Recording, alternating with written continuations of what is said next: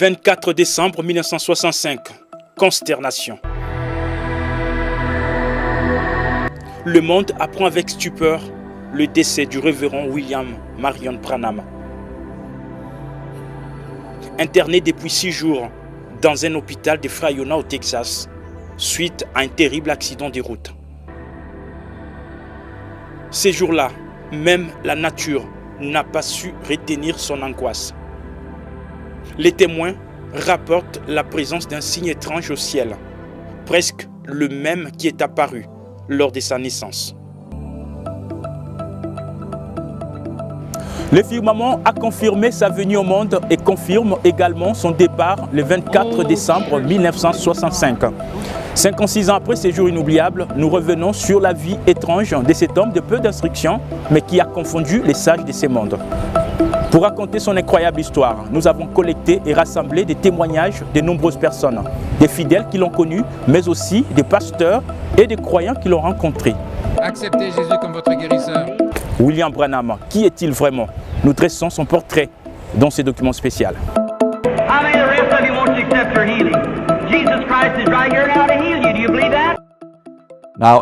Maintenant, si vous avez déjà entendu parler de cet homme, William Branham, sa vie est probablement la vie la plus inhabituelle de quiconque au XXe siècle. Et l'un des ministères le plus inhabituels qui ait jamais eu lieu. Je dirais, depuis les jours où le Nouveau Testament a été écrit. Avez-vous déjà entendu parler d'un homme du nom de William Branham? Il avait sans le moindre doute, depuis les jours où Jésus a marché dans la chair, le plus grand ministère des miracles que je n'ai jamais lu à propos. Il n'y avait aucune imagination de sa part. Il savait quand est-ce que les gens allaient être guéris. Il ne l'a jamais manqué. Vous ne pouvez pas comparer Branham à un prophète ou à quoi que ce soit. Non, laisse Branham seul. Ça, c'est un niveau qui dépasse tout ce que vous pouvez raconter. Ne mentionnez même pas moi, Angèle et Branham sur la même ligne. C'est un déshonneur pour Dieu. Branham était plus qu'un prophète. Branham est au-delà de tout ce dont vous pouvez raconter. Une femme est tombée morte pendant une réunion des frères Branham. Et l'un des hommes d'Oral Robert, un médecin, était là. L'un des hommes les plus considérés d'Oral Robert. Il est venu là et a dit, frère Branham, elle est morte. Frère Branham a dit, soyez patients, soyez tous calmes. Marie, puis il a soulevé Marie. J'ai vu cela de mes yeux.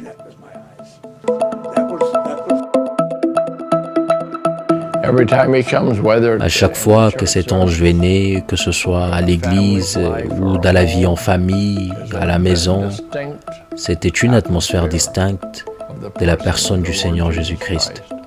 Et à chaque fois qu'il venait, quelque chose de bon s'est passé. Quand je me mettais à jouer pour Frère Branham et que la ligne de prière commençait, je ne peux même pas expliquer comment je me sentais. Il n'y a pas de mots qui me permettent d'expliquer ce que c'était que d'être aussi proche de Frère Branham alors qu'il priait pour les malades. Les gens étaient guéris. Je sais en revanche que je sentais quelque chose qu'il n'y avait pas autour d'autres personnes auprès desquelles j'avais été. La seule chose qui caractérisait ces réunions, très souvent, c'était la puissance de la présence de Dieu.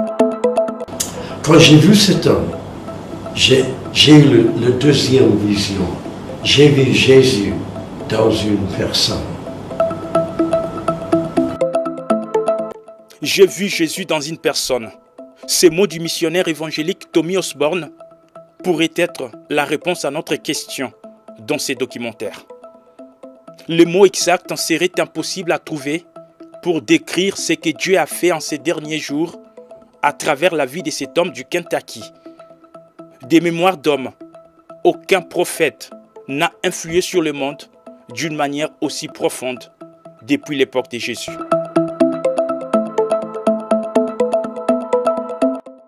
De sa cabane en rondin au Branham Tabernacle de Jeffersonville, de son enfance pauvre au Kentucky jusqu'à Amarillo au Texas, où le Seigneur l'a repris. Voici l'histoire de William Branham, l'homme à la vie surnaturelle.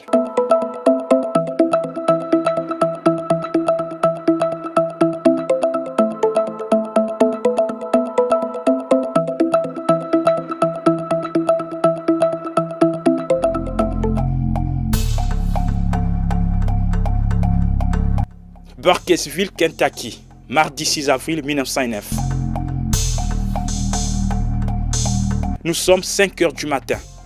Dans cette cabane, une lumière surnaturelle vient saluer la naissance de William Marion Branham.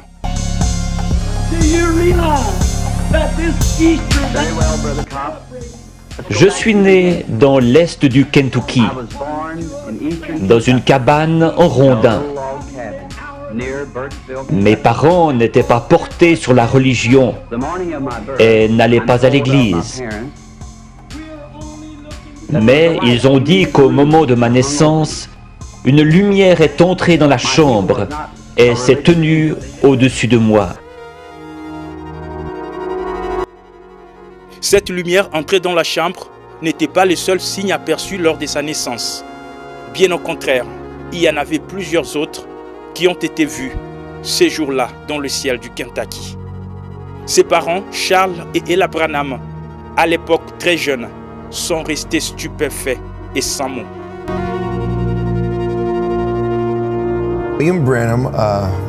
William Branham est né pas si loin de l'endroit où est né Abraham Lincoln, au Kentucky, 100 ans auparavant. Tous deux sont nés dans une cabane en rondin. Les parents de Branham étaient des adolescents quand il est né. Et il est né dans une cabane en rondin d'une seule pièce. Après sa naissance, ils l'ont nettoyé et déposé dans un berceau. Et une lumière est venue du ciel à travers les bois, on dit, ses parents, et est venue par la seule fenêtre de la petite cabane où vivaient les parents. Et elle s'est placée là où étaient couchés les petits bébés. Et c'était William Branham. C'est ainsi que Dieu a dit à ses parents qu'il était un enfant spécial. Enfant spécial, oui, il était en tout cas. Car ces signes étranges ne se sont pas arrêtés à sa naissance. Ils l'ont pourtant accompagné toute la vie. Lorsque j'avais 7 ans, nous sommes partis du Kentucky pour l'Indiana, tout près de mon domicile actuel. Nous allions chercher l'eau à un puits situé un pâté de maisons plus loin. Un certain après-midi de septembre, alors que je passais près d'un gros peuplier planté à mi-chemin entre le puits et notre maison, j'ai remarqué un tourbillon dans l'arbre. Cela n'avait rien d'anormal à cet endroit en septembre. Comme il ne s'en allait pas, je me suis arrêté pour l'observer. Une voix en sortit disant: « Ne fume et ne bois jamais. Ne souille jamais ton corps d'aucune manière, car tu dois accomplir une œuvre quand tu seras grand. » Effrayé, je suis rentré en courant à la maison. J'ai raconté à ma mère qu'un homme m'avait parlé dans un arbre.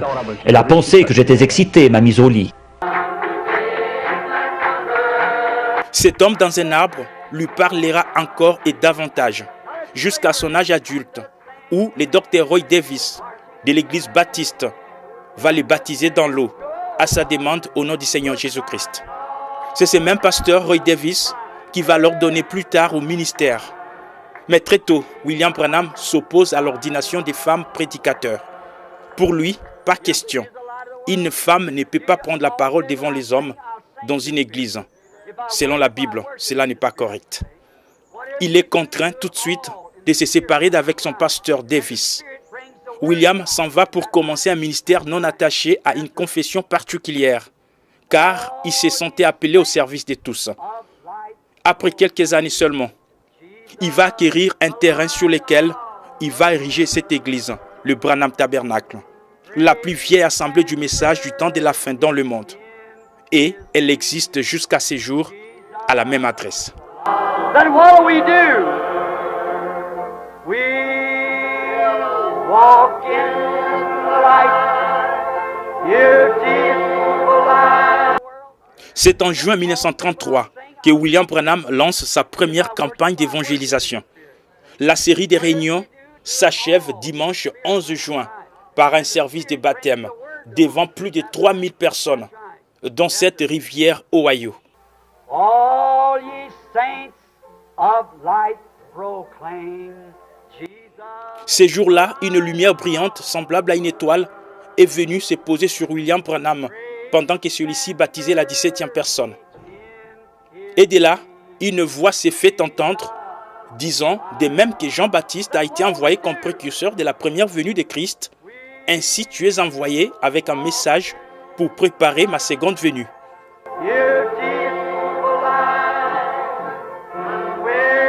Une lumière ressemblant à une étoile apparut et resta suspendue au-dessus de l'endroit où il baptisait. L'eau se mit tout à coup à bouillonner sur une surface d'environ 4 mètres carrés. Et une voix dit, comme Jean-Baptiste fut envoyé.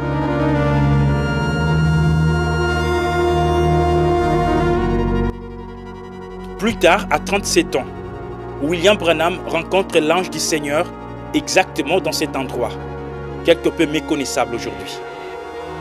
L'endroit est situé au nord de sa maison de Jeffersonville, Indiana. Ceci demeurera l'une des plus glorieuses expériences de son ministère.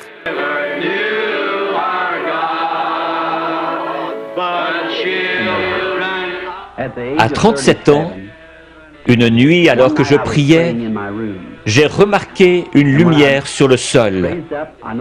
Elle provenait de la colonne de feu située juste au-dessus. J'ai entendu quelqu'un marcher et un homme pesant environ 90 kilos a traversé la chambre et est venu dans cette lumière. Il était nu-pied, son teint était basané et ses cheveux noirs tombaient sur ses épaules. J'ai eu peur. Il m'a dit « Ne crains rien ». J'ai reconnu alors que c'était la même voix que celle qui m'avait toujours parlé. Mais c'était la première fois que je le voyais sous une forme humaine. Il a dit « Je suis envoyé de la présence de Dieu pour te dire que tu vas devoir prier pour les malades. De grands signes et prodiges accompagneront ton ministère et tu prieras pour des rois, etc. » J'ai dit « Je suis pauvre et sans instruction. Je ne serai pas capable de faire ce travail. » Il m'a dit que de même que Moïse reçut 2 signes pour confirmer son ministère, de même j'en recevrai 2. L'un serait les miracles en priant pour les malades et l'autre serait de connaître les secrets des cœurs. Connaître les secrets de cœur, ce sera la plus grande caractéristique de son ministère prophétique. La promesse de l'ange du Seigneur s'est accomplie avec exactitude dans toutes les réunions de discernement et de guérison qu'il a tenues. L'histoire est que l'ange lui est apparu et lui a dit « J'ai été envoyé du trône de Dieu, citation directe, pour vous dire qu'il vous a été donné 2 dons par lesquels vous exercerez votre ministère, et ainsi de suite.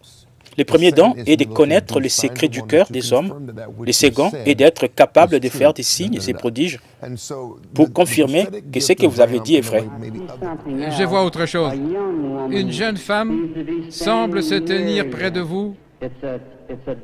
C'est votre fille. La rencontre de William Branham avec l'ange sera le déclic d'un réveil de guérison qui va balayer l'Amérique et le monde entier.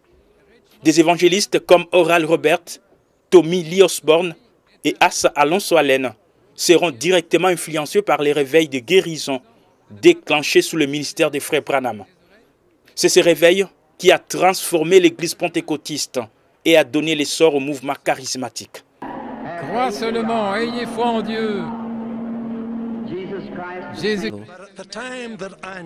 Mais au moment où je l'ai connu, il a représenté Christ pour moi.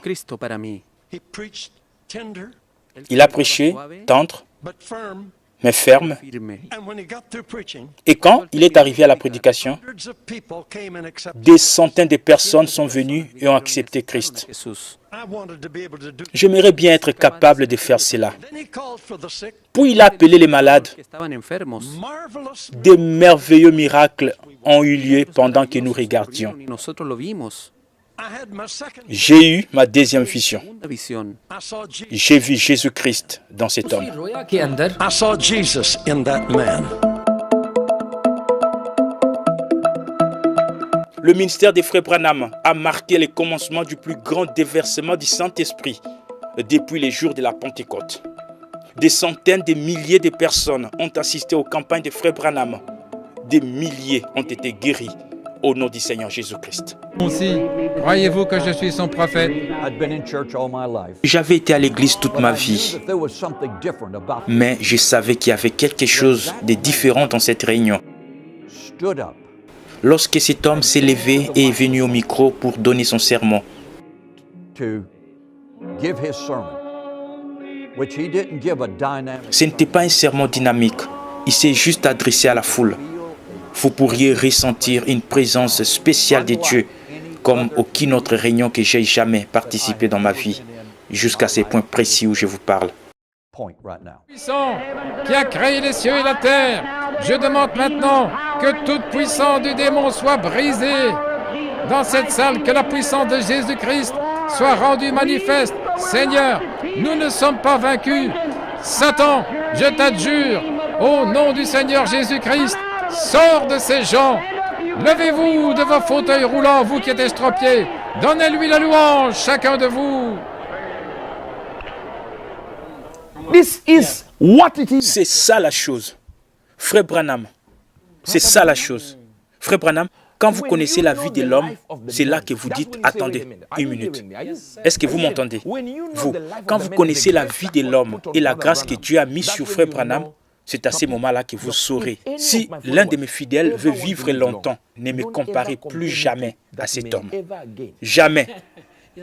Et jamais encore. William Branham. So I plugged the video in. Alors, j'ai branché la vidéo. Et au moment où j'ai vu cet homme commencer son ministère, jusqu'à quelques mois seulement avant, je n'ai même pas su qu'il existait. Au moment où j'ai vu ce ministère, quelque chose a explosé en moi. Et le Seigneur a dit que ça, c'est le destin de votre génération.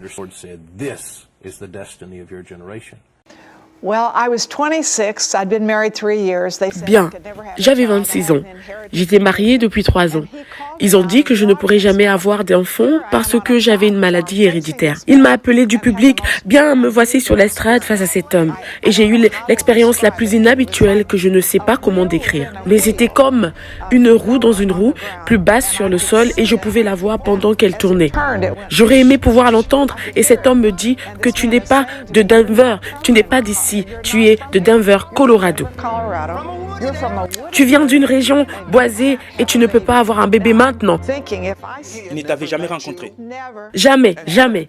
Donc il t'a juste tiré là devant le public. Et il aurait pu être, je vais dire, comment aurait-il pu savoir toutes ces choses? C'était l'Esprit de Dieu. Il a dit que tu ne peux pas avoir un bébé, mais il a dit rentre à la maison et reçois ton enfant. Et ce n'est que 10 ans plus tard que je suis tombée enceinte. Et je suis allée chez un médecin, j'ai dit, je pense que je suis enceinte. Il m'a examinée et il a dit, non, tu n'es pas enceinte, c'est impossible. Il a dit, vous n'êtes pas enceinte, vous traversez une période de changement. Alors je suis rentrée chez moi. Et il y avait de plus en plus de changements. Et je suis allée voir un autre médecin, il a dit qu'il s'agissait d'une grossesse de 5 mois et demi. Et bien sûr, vous pouvez voir Sarah dans mon programme.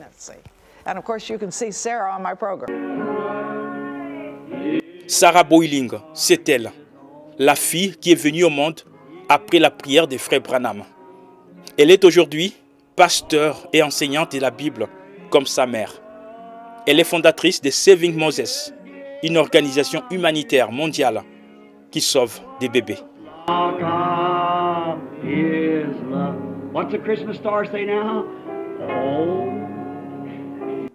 Ses frères en image s'appellent Charlie Mitchell. Il est l'homme qui a été guéri d'une tumeur gauche pendant les services de discernement de pensée, déroulé juste après la prédication. Aujourd'hui, cette écriture est accomplie. prêché le 19 février 1965. Et pendant que j'étais là-bas, et alors je baissais ma tête et ma face dans mes mains, et j'ai dit, Seigneur, si je suis un enfant de Dieu, j'ai dit, laisse que cet homme appelle mon nom. Juste à ce moment-là, je vis un homme me regarder droit en face. Loué soit le Seigneur. Et j'ai juste levé mes mains pour donner gloire à Dieu. Il m'a vu. Puis il s'est retourné vers moi. Il a dit que tu n'es pas d'ici. Tu es d'une autre ville. Et il a dit que tu es un mineur. Tu viens de Virginie. Et il a dit que tu veux te faire opérer. Il a dit, si c'est vrai, lève ta main. J'ai levé ma main. Et puis il a dit très peu de mots de plus. Et il a dit, levez-vous. Je me suis levé. Et il m'a dit, rentre à la maison, Jésus t'a guéri. Loué soit le Seigneur. Et l'Esprit du Seigneur est venu sur moi.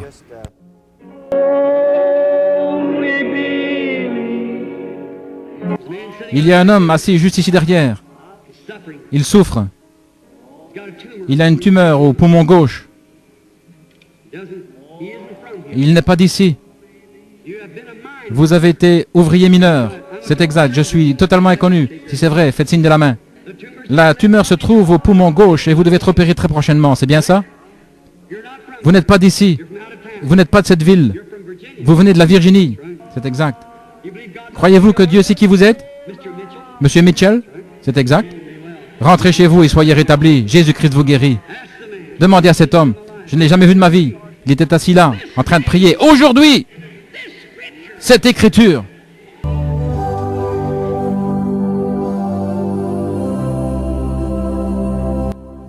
Parmi les miracles qui ont marqué le ministère des frères Branham, on citerait celui de cet homme, William Upshaw, un ancien membre du Congrès américain infirme depuis son enfance. Il a été guéri de son handicap et n'a plus eu besoin de fauteuils roulants, ni de béquilles, jusqu'à la fin de sa vie. Here he is, the Congressman of the United States of America that was a cripple for 66 years. Let us say, bless the Lord.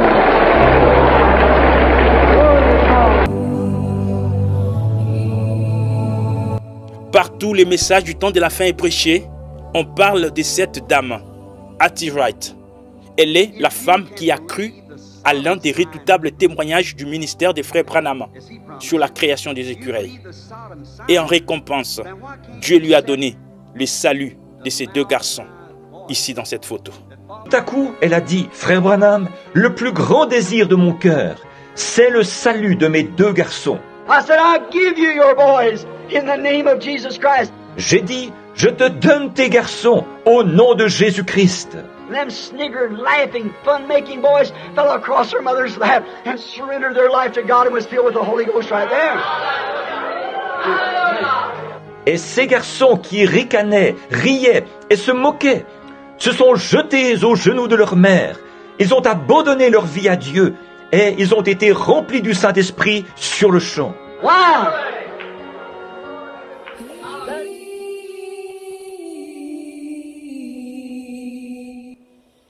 Dans cette vidéo, la sœur Rosella Griffith, son nom revient dans plusieurs prédications des frères Branham.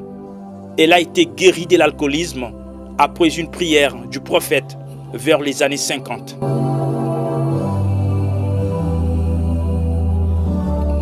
De tous les collaborateurs des frères Branham, seul son fils Billy Paul a eu la grâce de voir de ses yeux cet ange de l'Éternel qui marchait avec son père. Il raconte ces témoignages émouvants avec larmes aux yeux, partout où il part à travers le monde. And I remember one night in this hotel room, we were sitting there. Je me rappelle une nuit, dans cette chambre d'hôtel, nous étions assis là, et les frères de mon père travaillaient avec nous en ces moments-là, conduisant un camion, et son nom était Donnie. Il était le plus jeune des frères. Lui, moi et papa dormions dans la même chambre. Je ne me souviens pas. Je sais que papa dit sur bande qu'il a pris un oreiller et l'a placé devant moi. Et m'a réveillé avec un oreiller sur mon visage. Et il est venu me réveiller. Il a dit, Paul, j'ai dit oui, monsieur. Il était environ 2 heures du matin. Et il a dit, connaissez-vous l'ange dont papa a toujours parlé à propos? J'ai dit oui. Il a dit, il m'a visité cette nuit. Il me disait quelque chose au sujet des réunions. Quand papa conduit les réunions, il dit ce qui va se passer. Et j'ai dit oui, monsieur. J'avais toujours l'oreiller sur ma face. Et il a dit, je lui ai demandé si je pouvais te réveiller et aussi réveiller mon frère Donny. Et il a dit que l'ange a dit que tu peux réveiller Billy. Et il a dit, petite te voir. Et l'ange a dit oui. Il a dit, excusez-moi. Il dit, quand papa va enlever cet oreiller de ton visage, il dit, tu vois où se trouvent les lavabos? J'ai dit oui, monsieur. Il a dit qu'il sera debout là et tu peux le voir. Et j'ai dit, d'accord. Souvenez-vous, j'avais juste 12 ans. Et il a enlevé l'oreiller de mon visage. Et je pensais que ce serait un ange avec des ailes volant, mais ce n'était pas le cas. J'ai plutôt vu un homme vêtu de blanc. Il avait ses bras croisés comme ceci, ses cheveux jusqu'aux épaules. Il se tenait là. Et une chose qui m'avait étonné, il n'avait jamais dit un mot. Mais il regardait tout autour de la pièce et ses yeux étaient totalement concentrés sur mon père. À chaque mouvement, il regardait mon père et je peux revoir encore cela maintenant. Il pouvait regarder tout autour de la chambre, regarder un peu vers moi et vers mon oncle. Mais ses yeux n'avaient jamais laissé papa. Et je me suis accroché à papa parce que je ne savais pas, c'était un homme debout qui se tenait là dans la pièce près de la fenêtre. Je n'ai jamais oublié, papa m'a dit, fils, ne t'effraie pas. Il a dit, il a été envoyé de la présence de Dieu Tout-Puissant. Il ne te fera pas du mal. Il dit, ce sera une bénédiction. Les regardant s'est tenu très près et papa m'a tenu. Et il est passé de cet être d'homme, juste comme Frère Branham le décrit, à travers, je ne dirais pas une colonne de feu, c'était comme une brume, une forme de lumière, de vapeur. Il a disparu et sorti par la fenêtre. Et quand il a quitté, un arc-en-ciel est venu par la même fenêtre et il est resté suspendu dans cette chambre pendant des heures.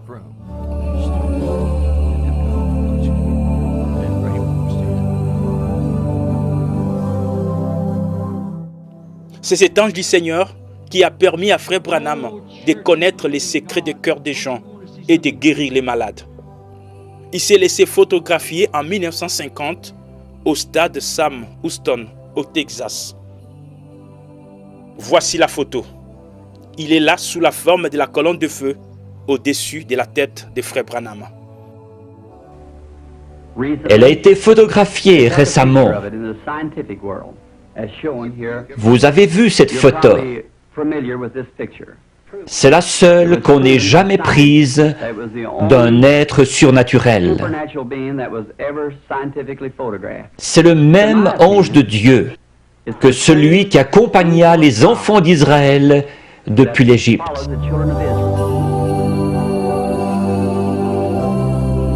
Cette photo serait à ce jour la plus importante de toutes les photographies existantes, jamais prises d'un être surnaturel par une caméra. Elle est placée dans toutes les églises qui croient au message du temps de la fin. William Branham, la même chose. Il a expérimenté la 3e dimension. Dieu l'a utilisé de telle manière que j'ai des vidéos et je m'assois et tremble en regardant comment cet homme est en train d'être utilisé. Les détails au sujet des gens. Je dis bien détails. William Branham était son nom. William Branham était en train de prêcher, mes chers, quand un halo est apparu au-dessus de sa tête pendant qu'il prêchait. Vous pouvez les chercher sur YouTube. Ça va vous secouer. La photographie de cette lumière qui fait trembler le monde entier est aujourd'hui gardée ici dans cette bibliothèque du Congrès américain à Washington, D.C., la capitale des États-Unis.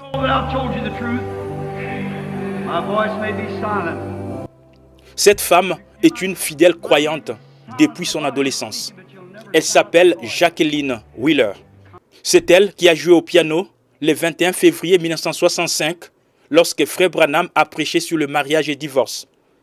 À l'époque, elle avait 14 ans. Et 50 ans plus tard, elle s'en souvient. Lorsque j'avais joué pour les réunions de mariage et divorce, il y avait une estrade. J'étais très stressée. Et quand je deviens stressée, ça me donne des maux de ventre. Mes genoux tremblaient. Mon corps tout entier tremblait. Je pensais que j'allais devenir malade et je pensais, eh bien, je ne vais pas pouvoir m'en sortir. Et Frère Branham se retourna et me regarda d'une certaine façon comme pour dire, tout ira bien, ne te fais aucun souci. Et tout se passa bien, juste comme ça. Je fus capable d'aller au terme du service. Je n'aurais pas été capable si Frère Branham n'avait pas fait cela.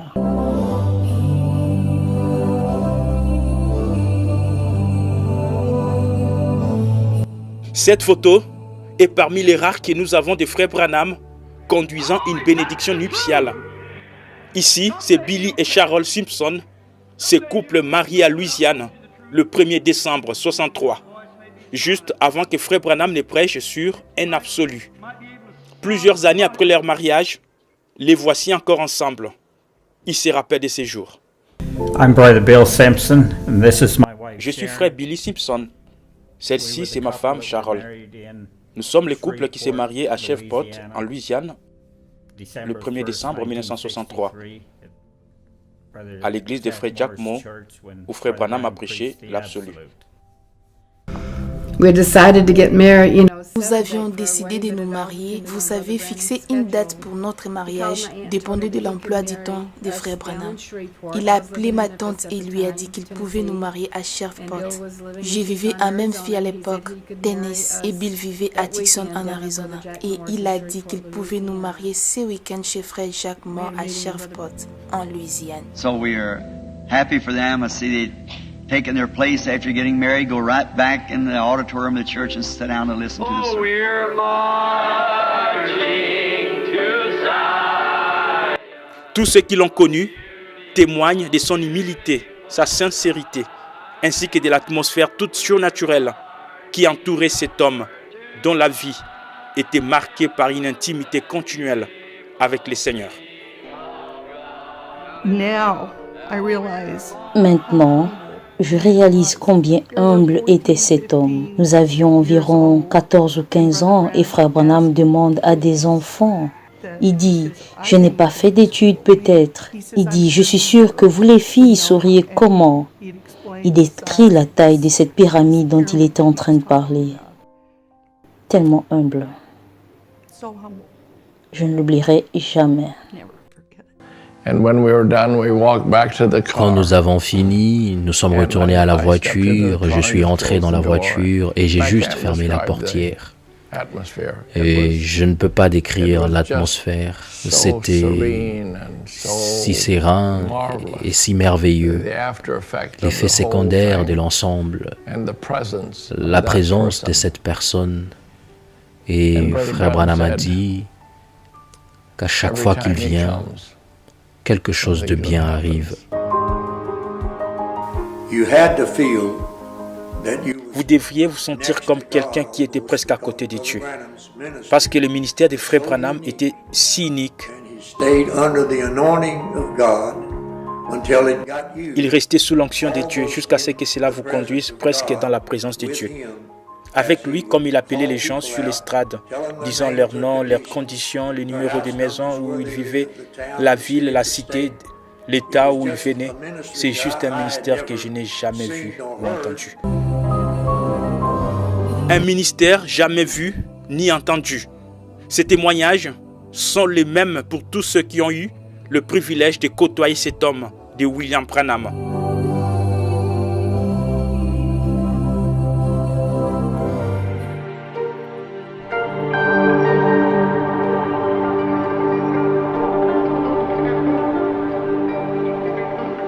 Ici, c'est toute une autre casquette de William Branham, un chasseur de sangliers. Quand il n'était pas à la chaire, c'est dans ces régions sauvages qu'on pouvait les trouver. Il aimait se divertir dans la nature, en pratiquant quelquefois la pêche ou la chasse.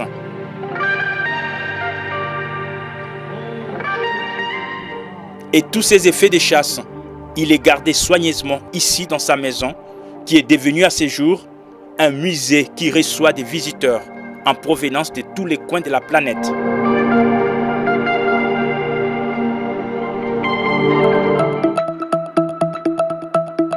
Frère Branham a, au cours de son ministère, fait le tour du monde. Il a prêché l'évangile avec abnégation partout où il a été. Il a organisé de grandes campagnes d'évangélisation dans plusieurs pays, dont notamment ici en Inde, où beaucoup d'âmes ont été converties à Christ. Frère Branham a aussi visité le continent noir, l'Afrique, avec de puissantes réunions de réveil tenues dans différents endroits. Parmi les plus mémorables, on parle de celles organisées ici dans la ville de Durban, en Afrique du Sud, en 1951. Selon les rapports, plus de 100 000 personnes ont assisté à ces campagnes de guérison, où des milliers de malades furent guéris. But he found up and he said, Reverend Branham, look out of your window. Il a dit, Révérend Branham, regarde par la fenêtre. Et quand il a regardé dehors, il y avait 7 grands camions, 10, 15 tunnels remplis de brancards, de fauteuils roulants, des béquilles et toutes sortes de supports d'aide que vous pouvez imaginer. Et on nettoyait la piste et les rues. Des milliers de personnes suivaient ces camions derrière en chantant « Tout est possible, crois seulement ».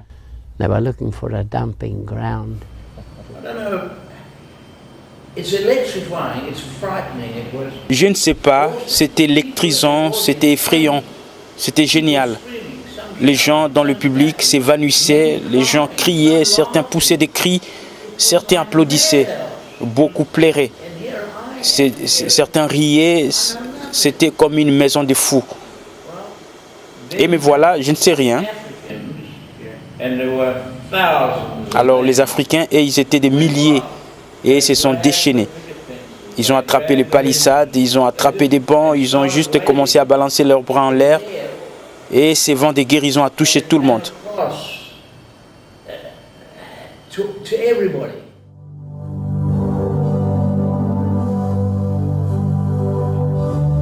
Les rapports complets de ces voyages mémorables est contenu dans ces livres.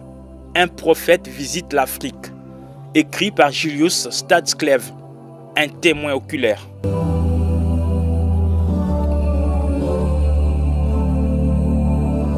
William Branham a, par la grâce divine, révélé de nombreux mystères cachés dans la Bible au cours des âges. Les baptêmes d'eau au nom du Seigneur Jésus-Christ. Les secrets sur le péché originel dans les jardins d'Éden.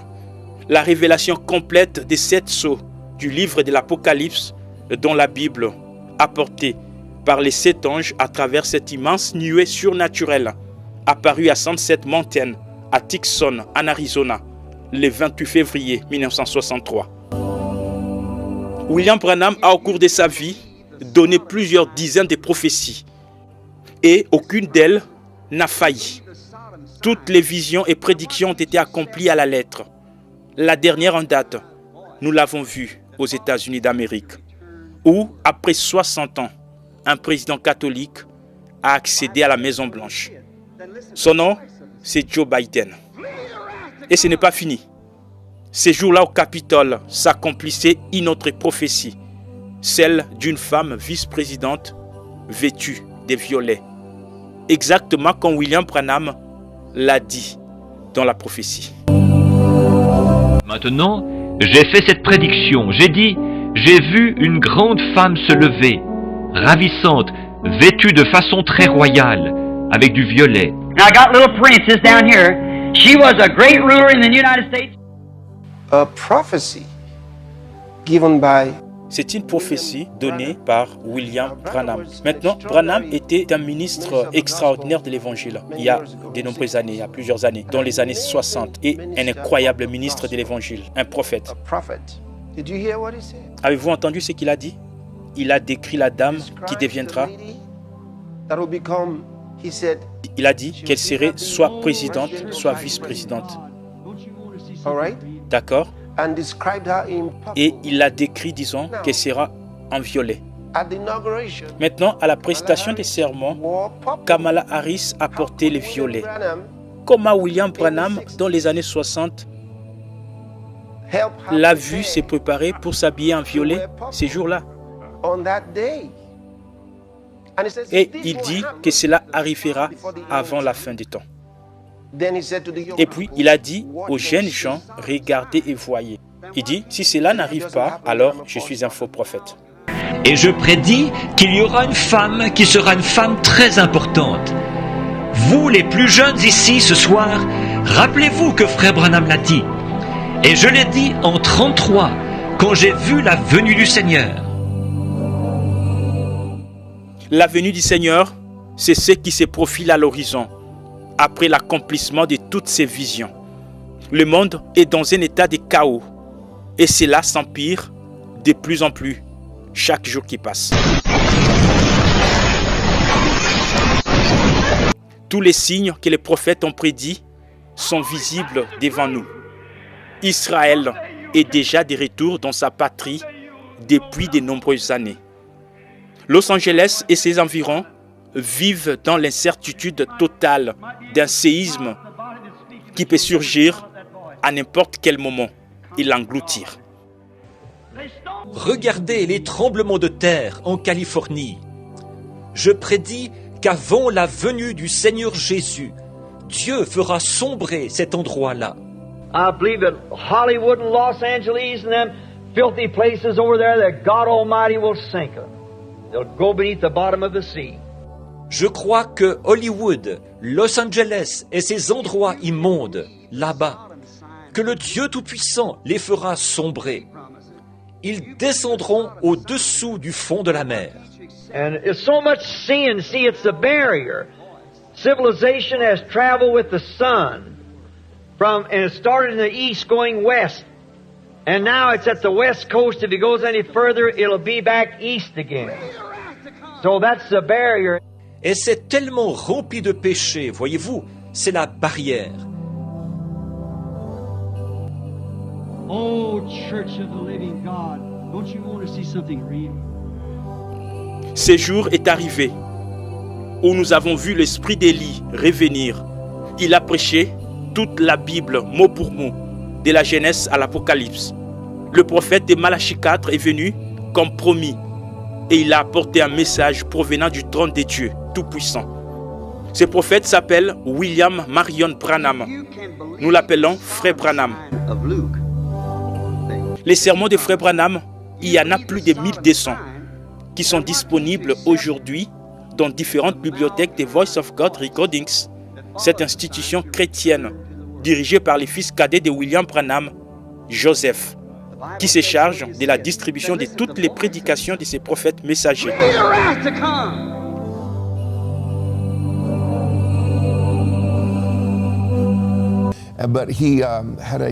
Mais il a eu une fin tragique, une mort tragique. Il a été cogné par un conducteur ivre et alors qu'il rentrait chez lui pendant la Noël. Et lui et sa femme ont été projetés contre le pare-brise. Il y avait eu une collision et sont revenus dans leur siège. Et Frère Branham a eu les os brisés, mais il était encore en vie lorsque son fils est retourné à la voiture. Sa femme était morte selon son fils. Elle ne respirait plus. Et Frère Branham a dit, mets ma main sur ta mère. Il chuchotait. Et comme son fils me l'a dit, il a pris la main de son père et l'a placée sur la jambe ou les genoux de sa mère. Et comme son père a fermé les yeux pour prier, sa mère est revenue à la vie et a commencé à respirer.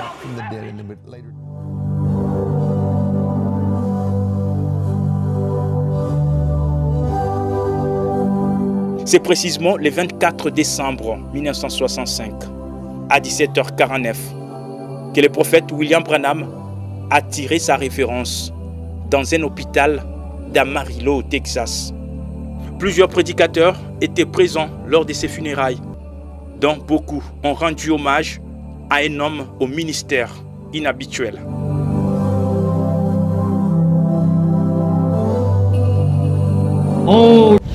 Il a vécu 56 ans d'une vie exceptionnelle sur la terre. Et ce 24 décembre 2021, il totalise 56 ans derrière les rideaux. Son corps fut déposé dans cette tombe à Eastern Cemetery à Jeffersonville, Indiana, où il attend la résurrection des saints avant le retour imminent du Seigneur Jésus-Christ, qui est pour très bientôt.